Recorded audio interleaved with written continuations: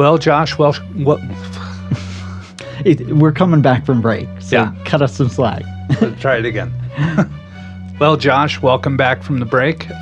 We had a few weeks off there, and we're back at it again. Yeah, excited to be back. Want to welcome all the listeners back again as well.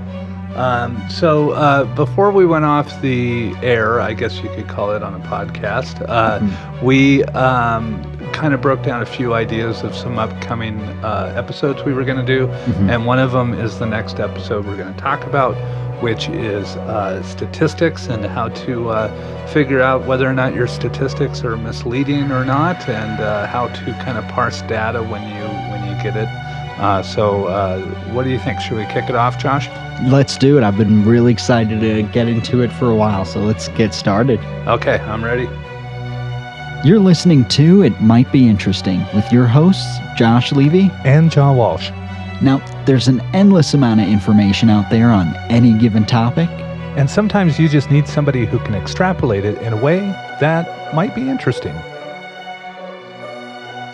So, John, if I were to ask you what the most common method was to present data or information or anything in today's day and age on TV and social media, what's your best guess?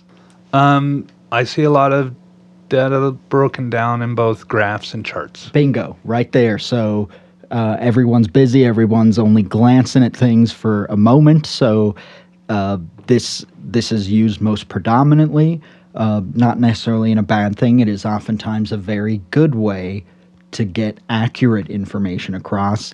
However, there is an article I found that really highlights things well in terms of the top 5 ways that graphs are used to mislead. And even if it isn't deliberately misleading, like they're not trying to, these are things that are mistakes that can be made.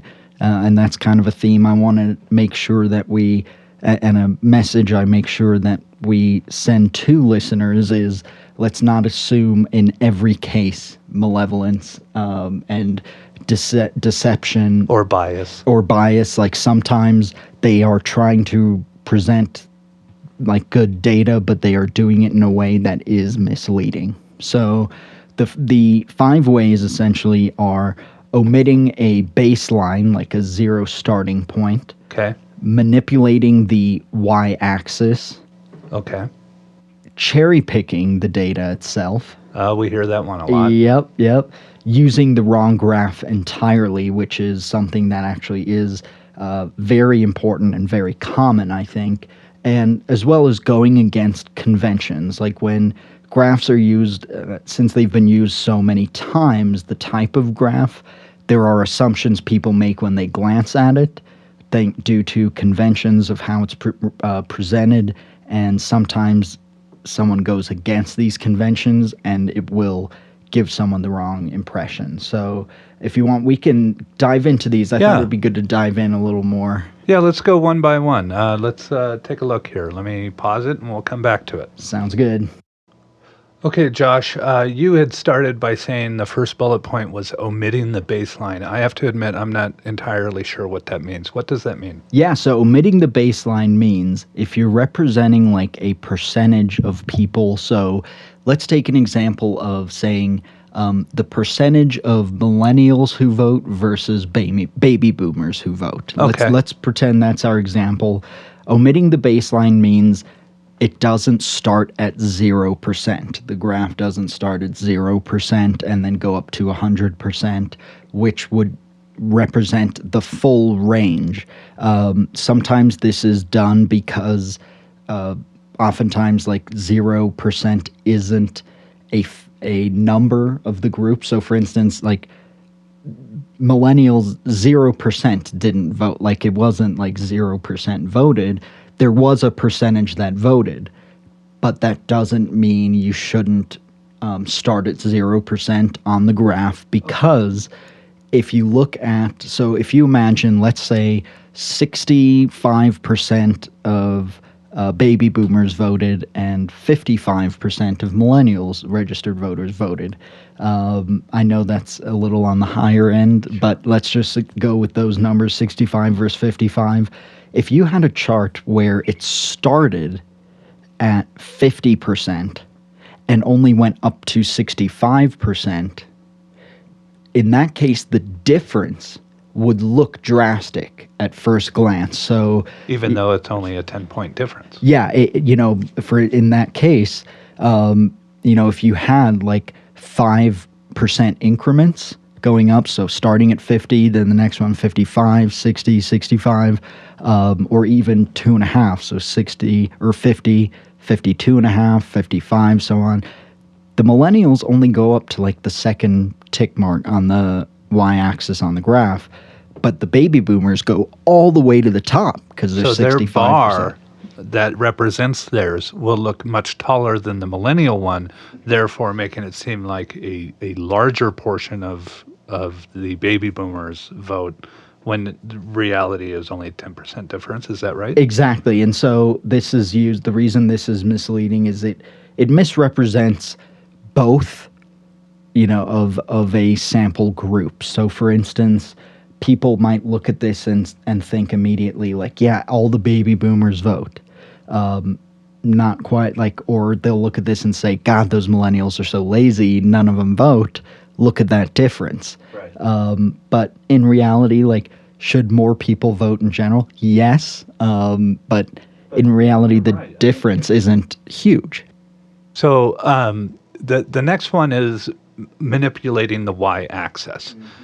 Manipulating the y-axis is similar to that bar chart we mentioned. However, it is almost like a zoomed in way to exaggerate data and is done usually with a line chart. So for instance, an easy example you could probably pull up right now is pull up any stock.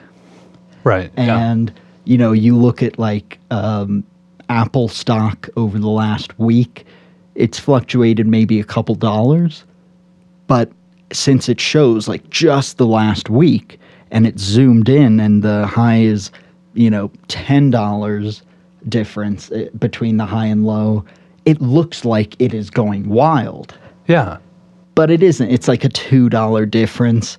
So that's why it is important to take a look. And it is something that, I'll be honest, like I'm a total geek for this stuff. And I am susceptible to immediately seeing it and going, whoa, what's going on? There's a bit of conditioning involved in doing that, though. Exactly. And that's why I actually like the way a lot of climate change graphs are presented. Because if you look at them, a lot of them will start at the year like 1900 and show up to date. Even if 1900 to 1970 is relatively flat, and then it spikes up and it starts going up gradually or something, it still shows a time before, but as well as since it starts at a much lower point, it does include a lower y-axis. So the difference between, let me highlight, because it'll seem like 1 and 2 are very similar, and in some ways they are. This one does include 0. They do have a baseline. Right, yeah. But, like I said, with Apple stock, if it fluctuates by $2 up and down, it'll only go up to like $10 on the y-axis. And so it looks like it's going crazy. It looks like there's a lot of movement. They gave 2 examples on this website that I just want to touch on real quickly. They're ranking Arkansas football wins. And the bad graph that they illuminate is they show from 2000 to 2016 wins by Arkansas University. And on the horizontal, goes from 2000, 2016. The vertical goes from 0 to 100. Well, they don't have 100 games a year. Mm-hmm. They have like a dozen, right? So it shows these numbers way at the bottom. So you could look at this and go, well, they don't win very often. Mm-hmm. But when the graph shows, they show a different graph, which is the good graph, they call it. it shows wins over the year with 12 and a half games per year, and you see massive fluctuation because the graph doesn't go up to 100. It goes up to the amount of games they play in a year, considering not just regular season, no postseason or preseason games. So you see a better fluctuation from 2000 to 2016, and overall they look like they're a pretty winning football team. But on the original graph, it was almost flatlined because the number they're trying to reach at the top is unreachable. So the next category of manipulating data, and this one's my favorite, is cherry picking. We hear that all the time, cherry picking data. The example they give for a bad representation is from Fox News, and that won't surprise some of our listeners, but it's the one that they chose to focus on, and it's clear that this is extremely misleading. They show 88%.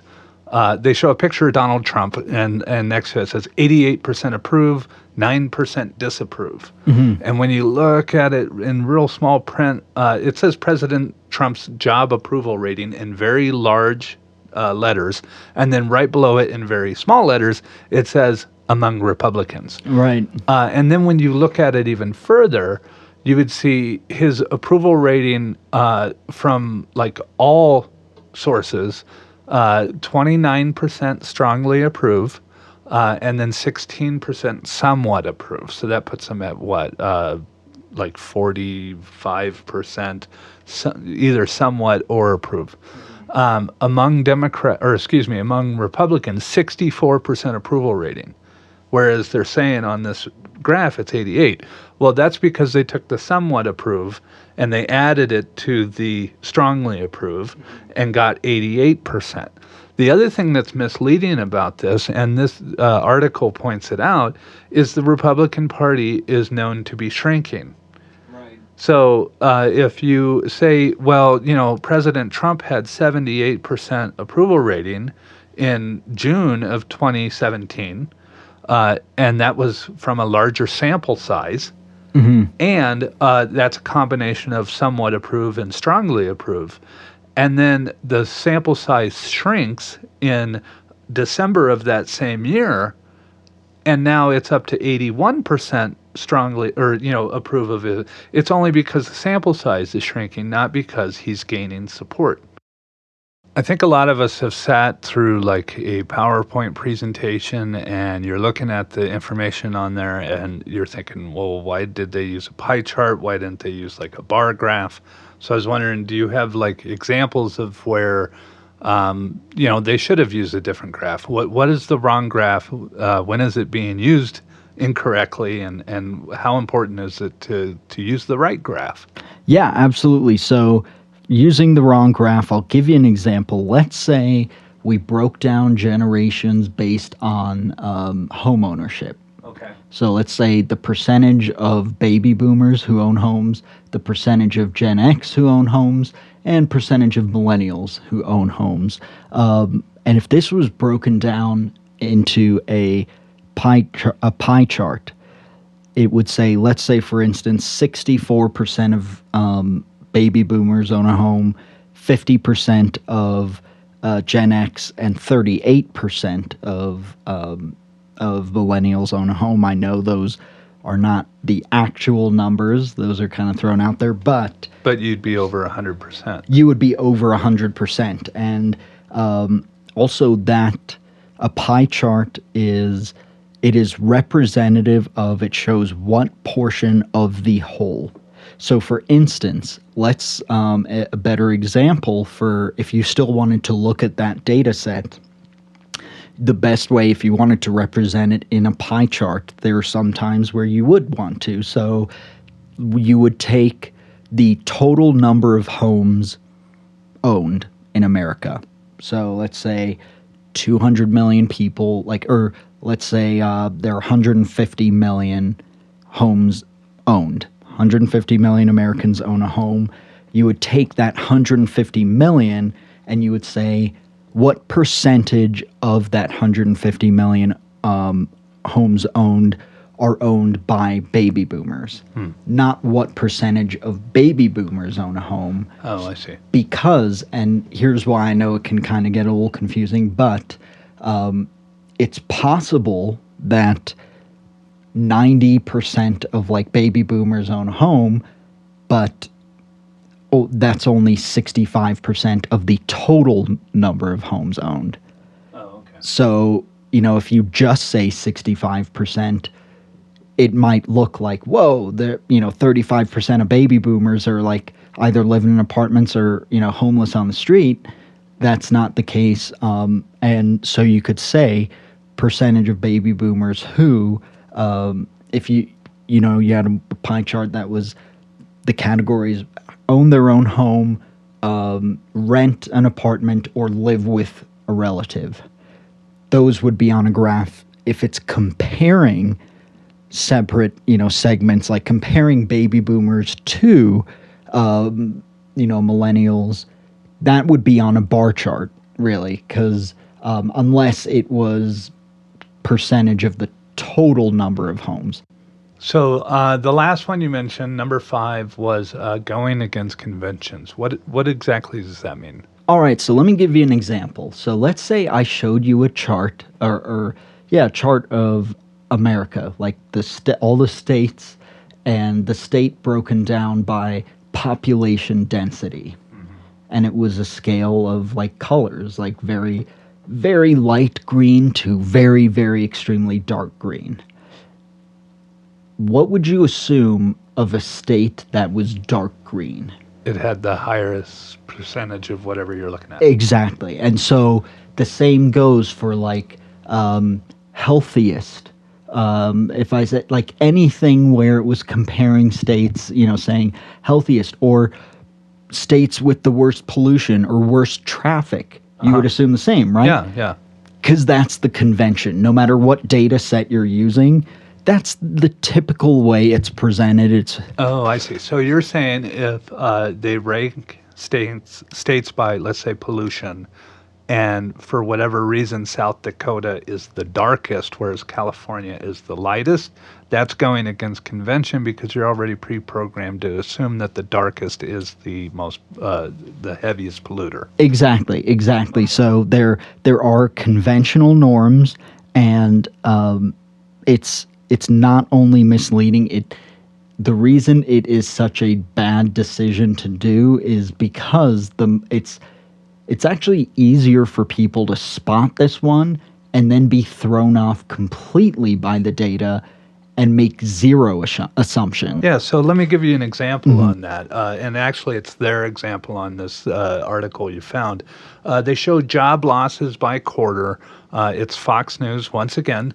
And they show in December of 2007, job losses were at 7 million, and then in September of 2008, they were at 9 million, and at March of 2009, they were at 13 million. In June of 2010, they were at 15 million. And what this article goes on to point out is those are very weird dates to pick. It's not here's from 2010 all the way through, or excuse me, from 2007 through 2010. It's here's some random dates in there. And what the researchers found were these were the spikes that they had in those months, and they focused on that and drew a graph that showed all through Obama's first few years, the jobless rate just kept going up and up and up, when the reality is the spikes were going up, but the job rate, the job loss rate was actually going down. So they just conveniently picked the high points and then drew a connect the dots that made the graph look as though it was on just a continual incline, when the reality is it was on a continual decline, and they were only focusing on the data that supported the narrative once again.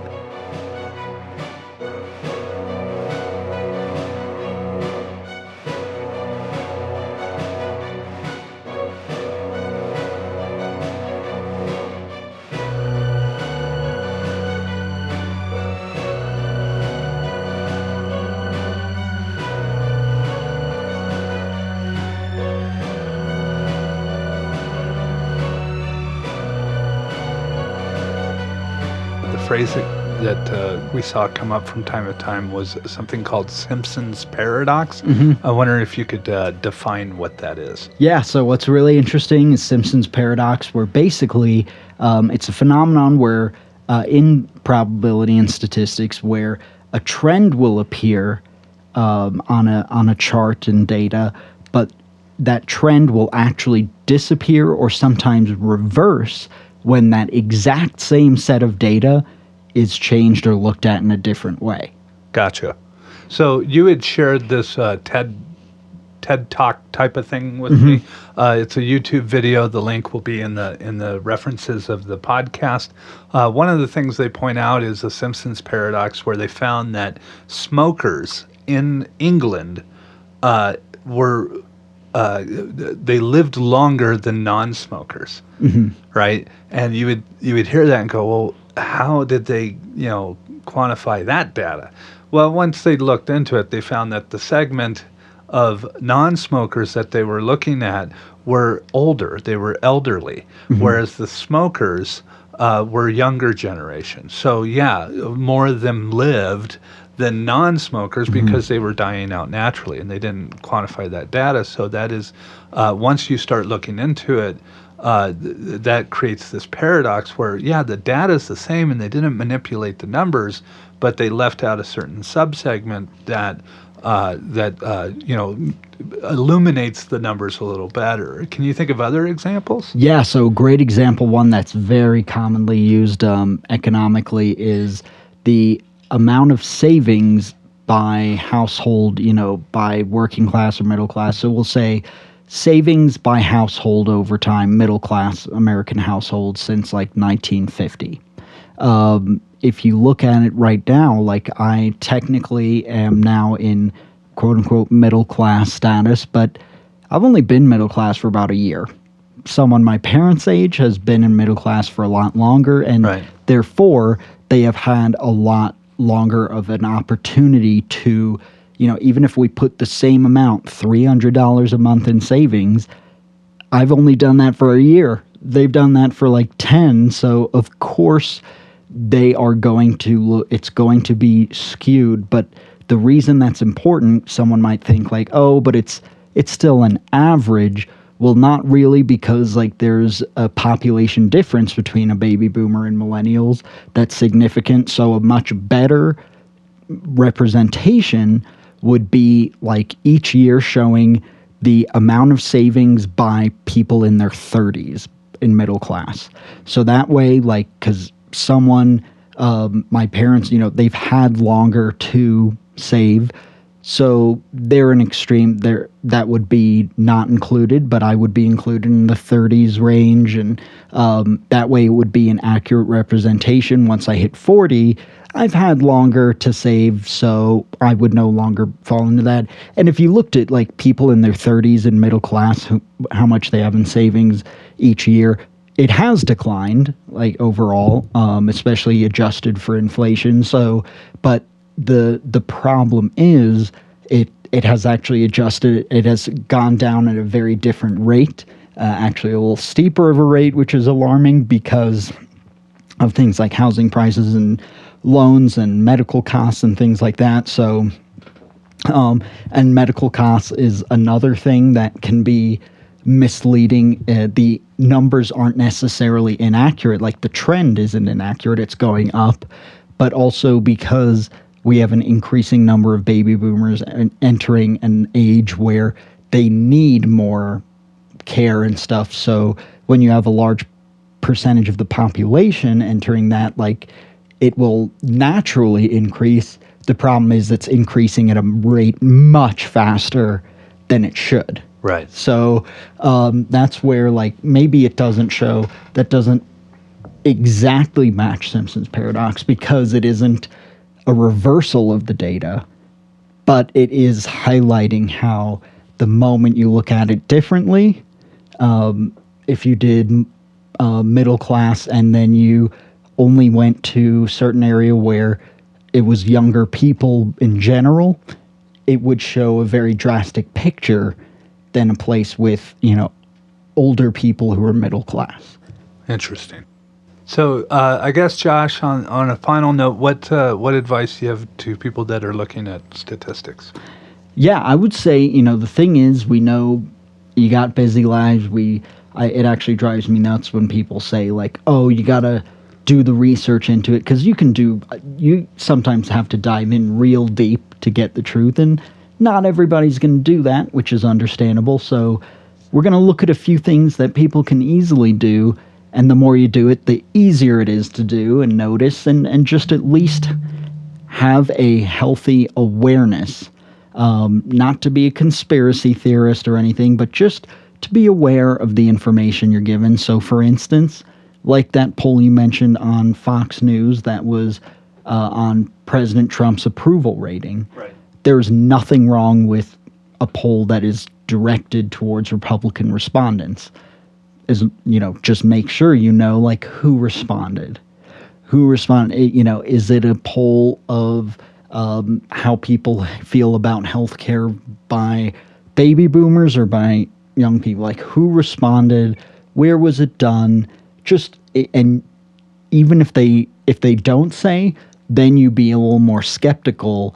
But as long as they say, according to a poll done by, especially if they say with X number of participants. Right. Because whenever they're like, according to a poll done by with 18 participants, you're like, well, that's not. Yeah. So just keep in mind, like, who.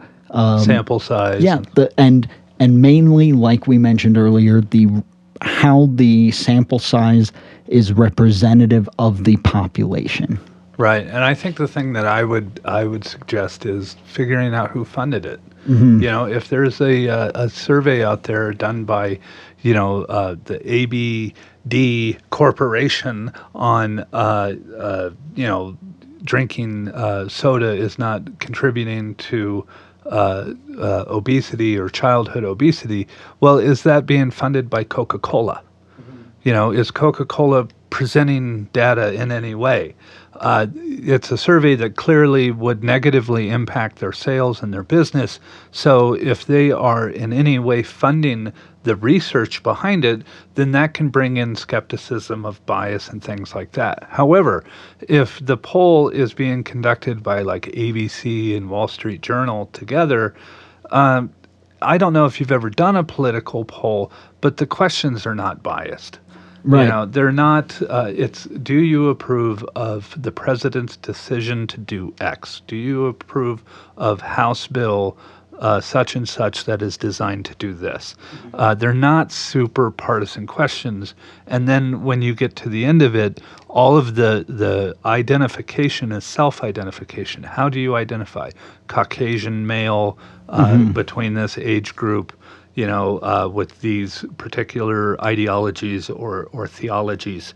If there is an intent behind making themselves look good, a lot of organizations are going to take that. Yeah, and it's interesting you mentioned that, because I've read a lot of research on just the responses people give, and one fascinating thing was that people generally are more honest about questions about, like, explicit graphic questions about, like, their sex lives than they are about something like when they are asked, which news sources do you watch or something, or people are more likely to say, MSNBC and Fox, but then they go home and they only watch what, like, they will, right. Even when it's an anonymous study, which is so bizarre, you'd think, like, nobody's gonna know, but they still have this, like, feeling of wanting to represent themselves. But we see that in any sort of study, double-blind studies. When people think they're being the subject of the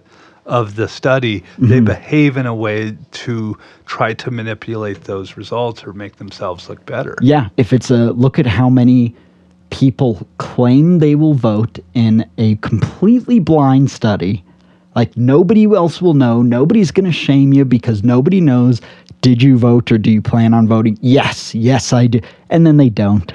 Like you mentioned with how do you feel, what's your approval rating, even simple ways. So if I asked, how well do you think President Trump is doing? That is still a leading question. Yeah. How poorly do you think he's doing? Still a leading question.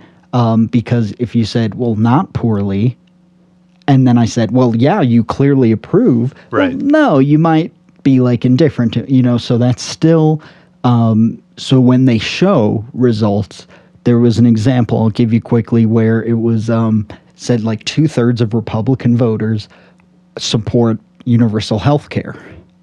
When you looked at the study, it said, it did say 2/3 of Republican voters, but it said they are open to hearing, they want to hear a discussion on different options for expansion of healthcare, meaning, maybe if you're 45, you can buy into Medicare. So it's they're open to discussing it. Yeah, they want to hear the debate, the different options. That doesn't mean they are gung-ho for Medicare for all. Yeah. It just means like, hey, this is broken. Let's hear about a public option. Yeah, with the amount of data that's out there that's floating around on both social media and on websites and news pages, I think it's critically important that we understand how to parse it, and I'm glad that we were able to talk about statistics today. You've been listening to It Might Be Interesting. Please join us next time. And we'd love to hear any thoughts, questions, feedback, and even episode suggestions you might have. So if you do have any, please send it over to thoughts@itmightbeinteresting.com. And you can also check out our other episodes at itmightbeinteresting.com. Well, Josh, it's a pleasure as always. Yeah, I enjoyed this topic, and I'm looking forward to our next one. absolutely. See you next week. Sounds good.